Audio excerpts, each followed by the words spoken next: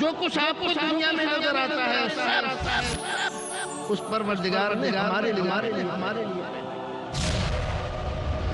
اللہ رب العزت نے جو نعمتیں ہمیں دی ہیں، انسان بنایا، عقل و سمجھ اور دانائی دی، ایمان کی دولت سے نوازا، رسول اکرم صلی اللہ علیہ وسلم کی امت میں پیدا فرمایا، قرآن و سنت کی محبت سے ہمارے سینوں کو منور فرمایا، ان میں سے کوئی نعمت بھی ایسی ہے جس کو ہم اپنے بلبوتے پر حاصل کر سکتے تھے؟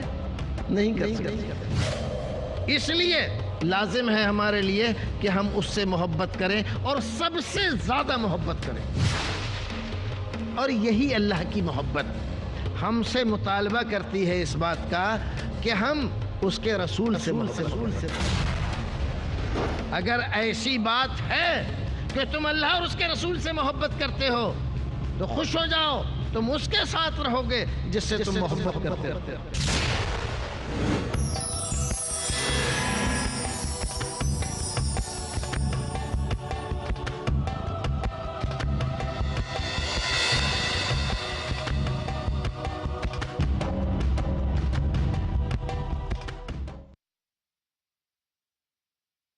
تاریخ گواہی دے رہی ہے کہ ہمارے قافلے کوئی روک نہیں سکا، پہاڑوں نے راستہ دے دیا، دریاؤں نے ہمیں اپنی چھاتی پر سوار کر کے پار نکال دیا، دنیا کی کوئی طاقت ہمارے سامنے ٹھہر نہیں سکی، لیکن جب سے ہم نے محبت رسول کو چھوڑا اور دوسری ذاتوں کی محبت کو اوڑھنا بچھونا بنایا، ہم برابر اور مسلسل کمزور ہوتے چلے جا رہے ہیں۔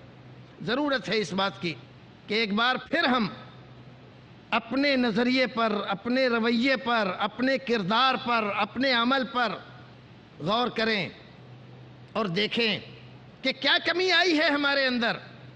زبان تو آج بھی ہماری محبت رسول کے گیت گا رہی ہے، لیکن ہمارے دلوں کا کیا حال ہے؟ ہماری دکانوں پر آج بھی محبت رسول کے بینر لگے ہوئے ہیں، لیکن ہمارے گھروں کا کیا حال ہے؟ آج بھی ہمارے گھروں میں نعتیں سنائی جا رہی ہیں اور پڑھی جا رہی ہیں، لیکن اطاعت رسول کہاں ہے؟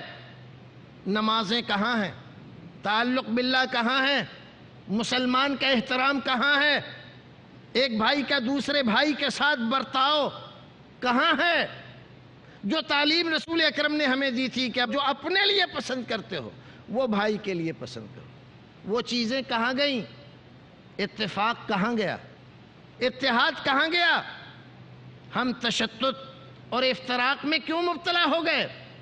یہ ساری چیزیں ہمیں دوبارہ سوچنی ہیں، غور کرنی ہیں، اور پھر بدعتوں سے بچ کر، ضلالتوں اور گمراہیوں سے بچ کر، رسول اکرم صلی اللہ علیہ وسلم کے اسوہ کو سامنے رکھ کر اسی کی روشنی میں محبت رسول کو اپنانا اور اس کے مطابق زندگی گزارنا اپنے لیے لازم کریں۔ انشاءاللہ وہی پرانی شان و شوکت اور وہی پرانے لیل و نہار، وہی رات و دن حاصل ہوں گے، اور یہ رسول اکرم صلی اللہ علیہ وسلم اور قرآن کا وعدہ ہے، اگر تم دین کی طرف پلٹ کر آتے ہو تو تمہیں وہی سب کچھ عطا کر دیا جائے گا جو اللہ رب العزت نے پہلے دیا تھا۔ وآخر دعوانا ان الحمد للہ رب العالمین۔ جزاکم اللہ خیر شیخ رضا اللہ عبد الکریم مدنی صاحب، جو ہمیں محبت کی ماہیت، حقیقت اور محبت رسول کے لیے پائی جانے والی شرطوں اور اس کے آداب کے بارے میں واقف کرا رہے تھے۔ دوستو، اب سوال و جواب کا سلسلہ شروع ہوتا ہے۔ پہلا سوال یہ محمد صلاح الدین صاحب کا ہے، انہوں نے عربی سے ایم اے کیا ہے، اور اسی سوال کے ساتھ ایک دوسرے بھائی عبد الکریم صاحب ہیں جو طالب علم ہیں، ان دونوں کا سوال ایک جیسا ہے، اس لیے میں جوڑ کے کہہ رہا ہوں کہ آپ نے عشق کی تعریف میں کہا کہ عاشق اپنے معشوق کو غیر کے ساتھ دیکھنے پہ غصہ ہوتا ہے اور وہ حسد میں مبتلا ہو جاتا ہے، اس کو مارنے پر آمادہ ہو جاتا ہے۔ یہ تعریف آپ کس کتاب یا کس لغت کے حوالے سے کہہ رہے ہیں؟ حالانکہ ہم سمجھتے ہیں کہ عشق تو محبت کا اعلیٰ درجے کا نام ہے۔ عبد الکریم بھائی کا بھی سیم وہی سوال ہے کہ آپ نے کس لغت کے حوالے سے یہ بات کہی ہے؟ نیز محبت کا لفظ کیا ہم اپنی محبوبہ کے لیے استعمال کر سکتے ہیں یا نہیں؟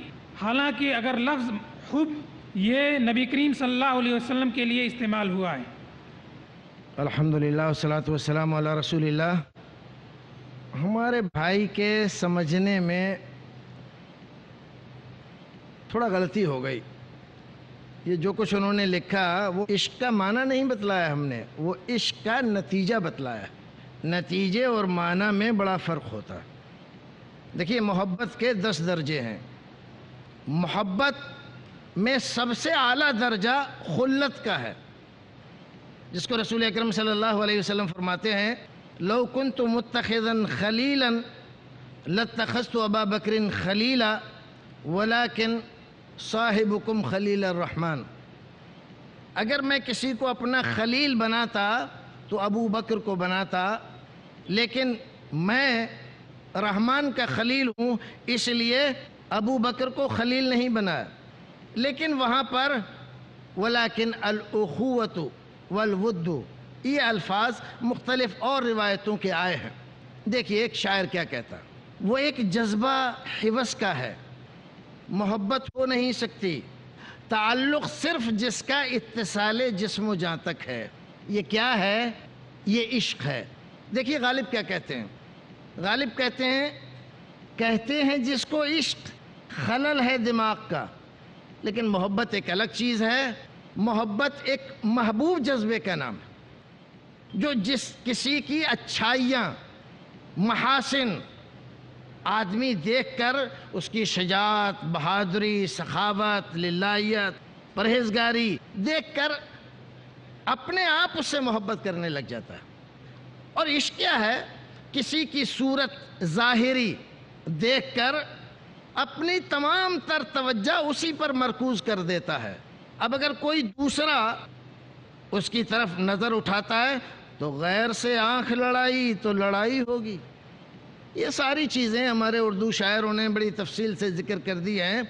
تو ہمارے بھائی نے لکھا میں نے جو ذکر کیا وہ عشق کا معنی نہیں بتلایا، وہ عشق کا نتیجہ بتلایا۔ عشق کا نتیجہ یہ ہوتا ہے کہ اگر آدمی کو یہ لگتا ہے کہ میں فلاں سے عشق کرتا ہوں، کوئی دوسرا بھی اس سے عشق کرنے لگے تو اس کو رقیب روح سیاہ کہتا ہے، اس کو رقیب روح سیاہ کہتا ہے۔ اسی کو غالب نے کہا کہ ہم کوچے رقیب میں بھی سر کے بل چلے۔ سر کے بل کیوں جا رہا ہے کوچے رقیب میں؟ کہیں رقیب کو پتہ نہ چل جائے کہ ہم آئے ہیں، اور اپنے محبوب کے نقش پا پر سجدے کرتے ہوئے چلا جا رہا ہے۔ تو عشق ایک الگ چیز ہے اور شریعت میں محبوب نہیں ہے، جبکہ محبت ایک اعلیٰ معیار کی چیز ہے۔ اللہ نے اپنے لیے، اپنے رسول کے لیے، تمام نیک بندوں کے لیے یہ لفظ استعمال کیا ہے، جبکہ عشق کو نہ اللہ کے لیے قرآن میں استعمال کیا گیا، نہ کسی صحیح حدیث میں استعمال کیا گیا، اور نہ رسول اکرم کے لیے لفظ عشق استعمال کیا گیا۔ ہو سکتا ہے ہمارا کوئی بھائی ایک اور سوال بھیج دے کہ ہم نے دیکھو حدیث میں پڑھا ہے من عشقا فعفا فکتما، جس آدمی نے عشق کیا اور پھر اس کو چھپایا اللہ رب العزت اس کے لیے ایسا کرے گا ویسا کرے گا۔ اس طرح کی جو حدیث ذکر کرتے ہیں بعض لوگ، یہ سب موضوعات میں سے ہیں۔ علامہ ابن الجوزی نے الموضوعات الکبیر میں ان حدیث کو ذکر کیا ہے اور کہا کہ یہ سب موضوعات میں سے ہیں، ان میں سے کوئی حدیث بھی صحیح نہیں ہے۔ میرا خیال ہے ان کی غلط فہمی انشاءاللہ دور ہو گئی ہوگی۔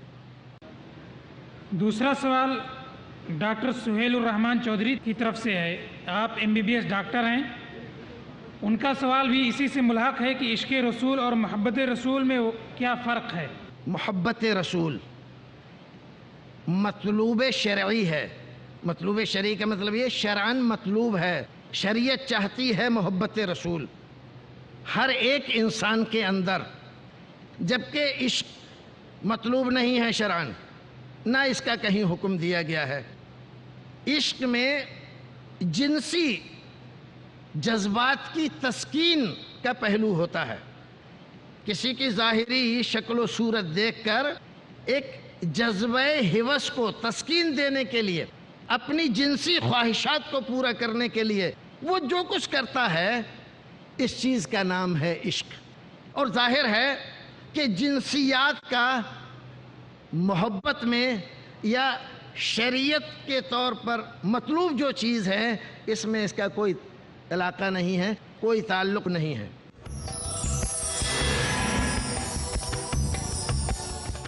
سب طرح کی تعریف اللہ ہی کے لیے ہے جو تمام مخلوقات کا پروردگار ہے، بڑا مہربان، نہایت رحم والا، انصاف کے دن کا حاکم۔ قوموں کے عروج و زوال کا پیمانہ ہے قرآن۔ اے پروردگار، ہم تیری ہی عبادت کرتے ہیں اور تجھی سے مدد مانگتے ہیں۔ انسان کو انسان بنانا ہے مقصود قرآن۔ ہم کو سیدھے رستے چلا، ان لوگوں کے رستے جن پر تو اپنا فضل و کرم کرتا رہا، نہ ان کے جن پر غصے ہوتا رہا، اور نہ گمراہوں کے۔ عالم دنیا، عالم برزخ، عالم آخرت، ان تینوں مراحل میں کامیابی سے ہمکنار کرنے والا ہے قرآن۔ الف لام میم۔ قرآن سے تعلق کیسے قائم کریں، یہ جاننے کے لیے دیکھیے ہمارا پروگرام فیضان کتاب و سنت، صرف پیس ٹی وی اردو پر۔ حاصل کیجئے وہ تعلیم جو انسانیت کے لیے ہے باعث ہدایت۔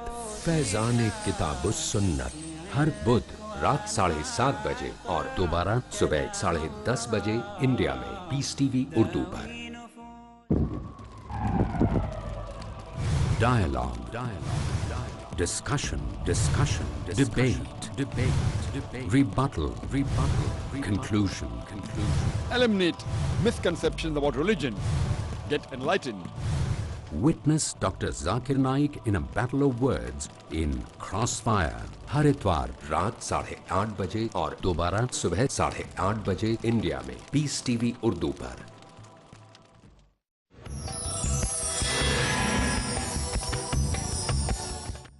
ہماری ایک بہن نے سوال کیا ہے کہ آج محمد صلی اللہ علیہ وسلم پہ طرح طرح کی تہمتیں لگائی جاتی ہیں، کارٹون بنائے جاتے ہیں، الزام تراشیاں کی جاتی ہیں، ایسے حالات میں مسلمانوں کی کیا ذمہ داری بنتی ہے؟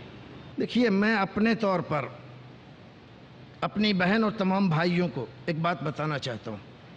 یہ جو آج کل رسول اکرم صلی اللہ علیہ وسلم کی ذات گرامی کو ٹارگیٹ جو کیا جا رہا ہے، اس میں ان لوگوں کے جو مقاصد ہیں وہ تو کچھ اور ہیں، لیکن اس میں خامی ہم اپنی پاتے ہیں کہ ہم نے ان لوگوں کو معرفت رسول اکرم صلی اللہ علیہ وسلم کی ذات گرامی، آپ کی سیرت، آپ کے محاسن، آپ کے کارنامے، دنیا کے لیے آپ کی افادیت، ان تمام چیزوں سے آگاہ نہیں کرایا۔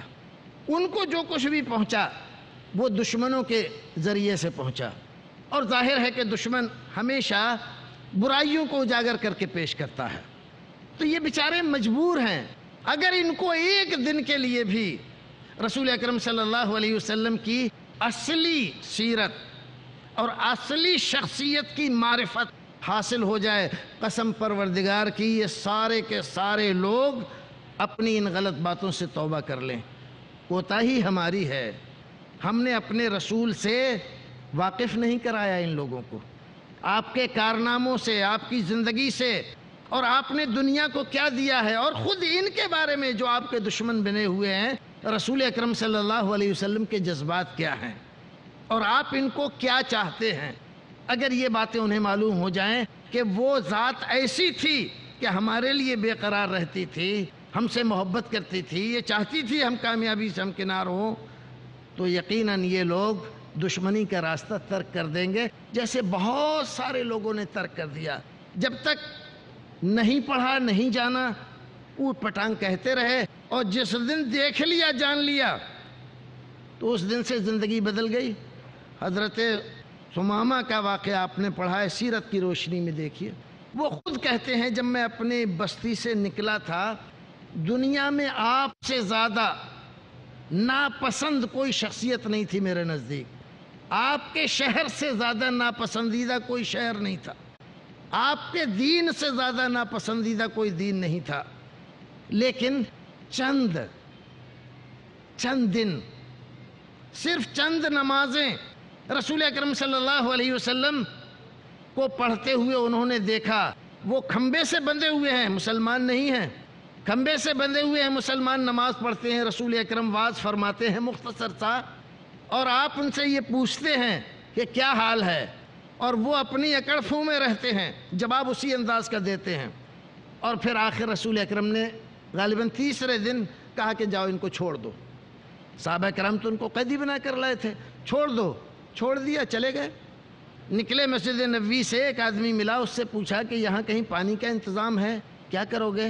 غسل کرنا ہے۔ بتا دیا کہ ہاں اس باغ میں چلے جاؤ، کنواں ہے، وہاں پانی کا انتظام ہے۔ گئے کنواں دیکھا، غسل کیا، کپڑے دھوئے، نہا دھو کے صاف ہو کر آپ کی خدمت میں آئے۔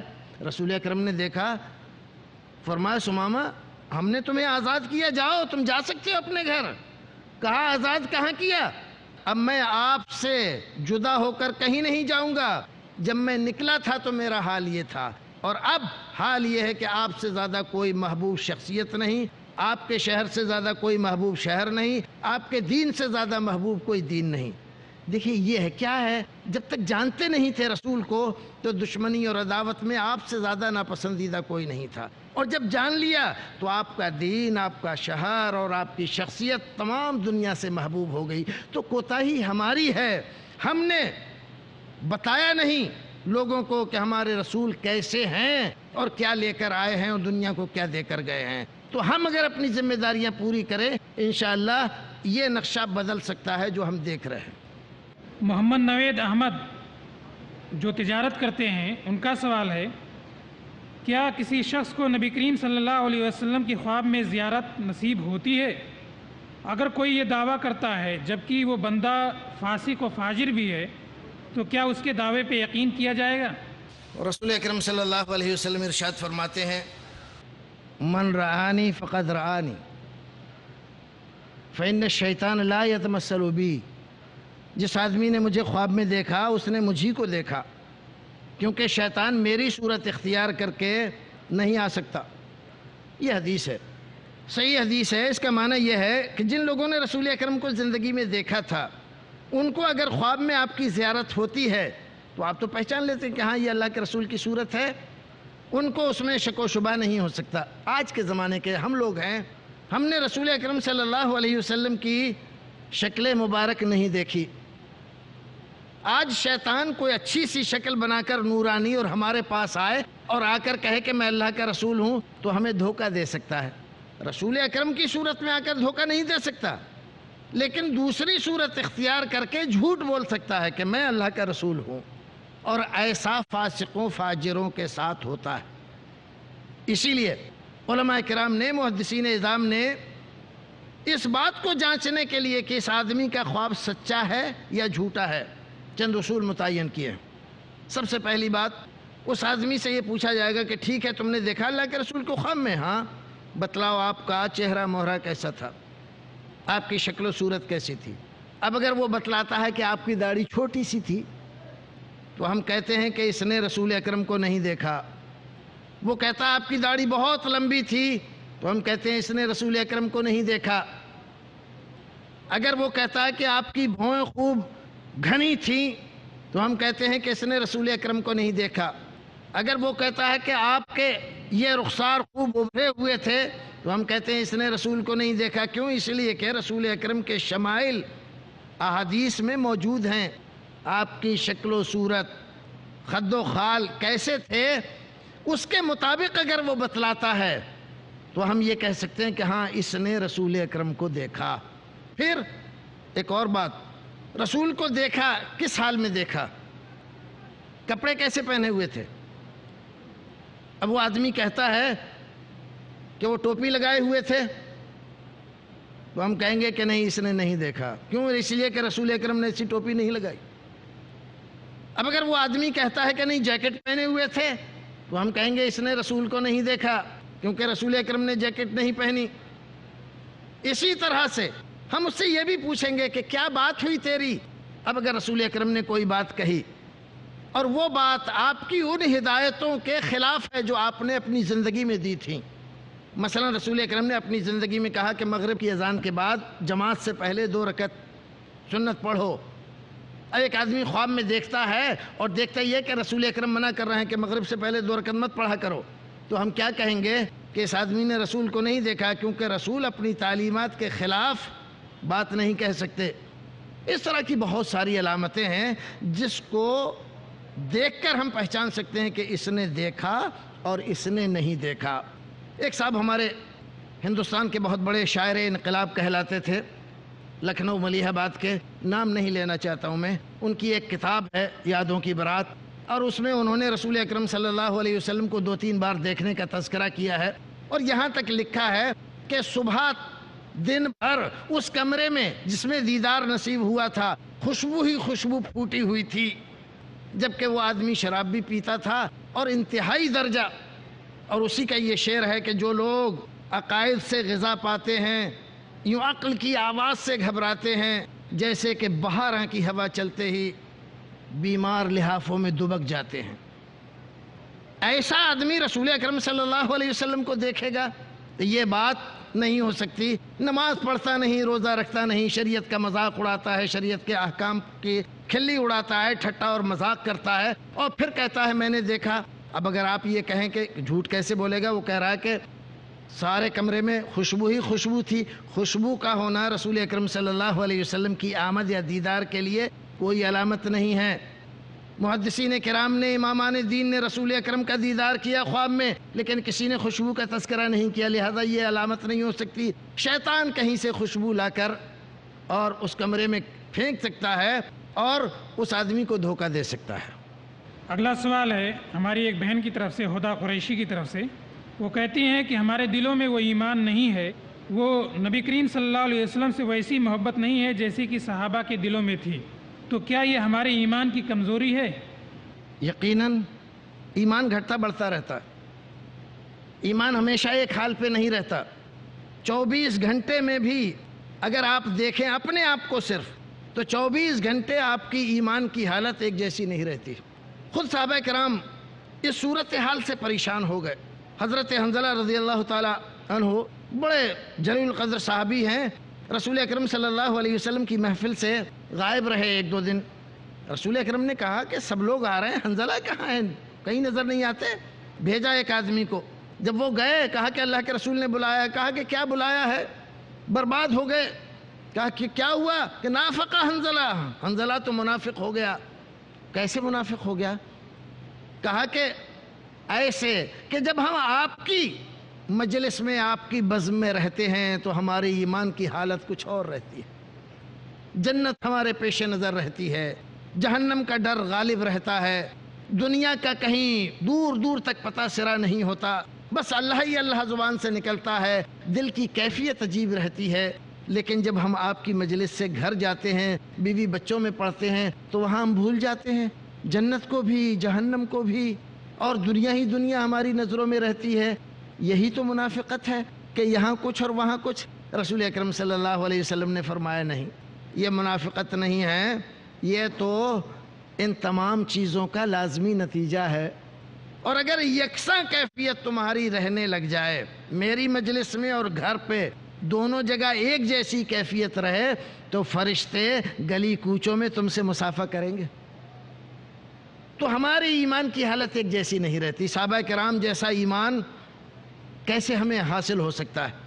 جن لوگوں نے قرآن کی آیتیں اترتی ہوئی دیکھیں، رسول اکرم کے ہاتھوں پر معجزات ظاہر ہوتے ہوئے دیکھے، چاند کے 2 ٹکڑے ہوتے ہوئے دیکھے، آپ کی انگلیوں سے کے درمیان سے چشمے جاری ہوتے ہوئے دیکھے، ذرا سے کھانے کو پورے لشکر کے لیے کافی ہوتے ہوئے دیکھا، وہ ایمان، وہ حق الیقین، عین الیقین کیسے ہم حاصل کر سکتے ہیں؟ نہیں ہو سکتا. اسی لیے ہمارے ایمان میں ان کے ایمان میں بہت فرق ہے، اور جب ایمان میں فرق ہے تو اسی انداز سے جیسی جتنی معرفت ہوتی ہے اتنی ہی محبت ہوتی ہے. معرفت کم ہے اس لیے محبت بھی ہمارے اندر کم ہے، لیکن کوشش کرنی چاہیے اس کو بڑھانے کی. جزاکم اللہ خیر. ہمارے پاس ابھی سوالات کی ایک اچھی خاصی ڈھیر ہے، لیکن وقت ختم ہو گیا ہے. اسی کے ساتھ یہ پروگرام یہیں پہ ختم ہوتا ہے. اللہ تبارک تعالیٰ سے دعا ہے کہ وہ اس مجلس کو ہمارے لیے خیر و برکت کا ذریعہ بنائے، ہمارے درجات کو بلند کرے اور ہمارے گناہوں کو معاف کرے. آمین. وآخر دعوانا الحمدللہ رب العالمین.